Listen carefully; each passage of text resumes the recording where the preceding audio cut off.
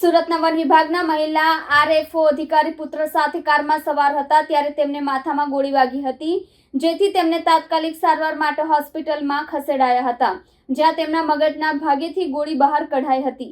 સુરતમાં અડાજણ વન વિભાગની ઓફિસમાં આરએફઓ તરીકે ફરજ બજાવતા સોનલ સોલંકી ગુરુવાર 6 નવેમ્બર કામરેજ જોખા રોડ ઉપર પોતાની કારમાંથી માથામાં ગોળી વાગેલી અને લોહીલુહાણ હાલતમાં મળી આવ્યા હતા।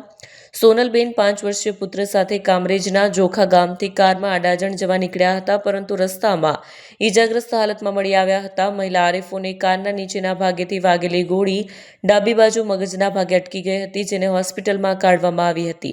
હાલ મહિલા અધિકારીની 72 કલાકથી ક્રિટિકલ છે। બીજી તરફ મહિલા આરએફઓનો કૌટુંબિક ઝઘડો પતિ સાથે ચાલી રહ્યો હોય અને કોર્ટમાં કેસ હોવાનું સામે આવ્યું છે, તો મહિલા આરએફઓના પતિ સુરત આરટીઓમાં ઇન્સ્પેક્ટર તરીકે ફરજ બજાવે છે।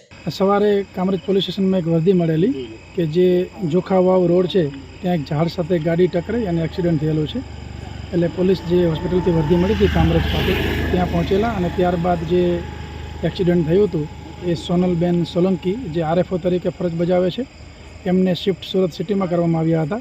ત્યારબાદ ત્યાંથી મેસેજ મળતા પોલીસ ત્યાં પહોંચેલી અને જ્યારે ડૉક્ટરે આગળની કાર્યવાહી ચાલુ કરી ત્યારે ડૉક્ટરને અંદાજ આવ્યો કે કંઈક શંકાસ્પદ છે અને એમના માથામાંથી બુલેટ મળેલી છે, એટલે તાત્કાલિક ડૉક્ટરે પોલીસને તમામ વિગતો જણાવી।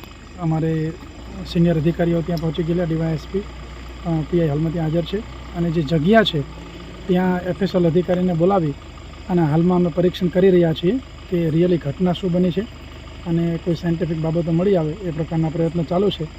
હાલ જે સોનલબેન સોલંકી જે છે એ હોસ્પિટલમાં એડમિટ છે અને ડૉક્ટર આગળની જે કંઈ કાર્યવાહી કરવાની હોય એ કરી રહ્યા છે। સર, ગાડીમાંથી કોઈ શંકાસ્પદ વસ્તુ મળી હોય એ અત્યારે એફએસએલ અધિકારીઓની ચકાસણી કરી રહ્યા છે અને બહુ જ ગંભીર મામલો છે, એટલે એફએસએલ અધિકારી એકદમ માઇક્રો લેવલે ચેક કરી રહ્યા છે અને એમાંથી કંઈ પણ બાબત જણાઈ આવશે તો એ લોકો અમને સમજ કરશે।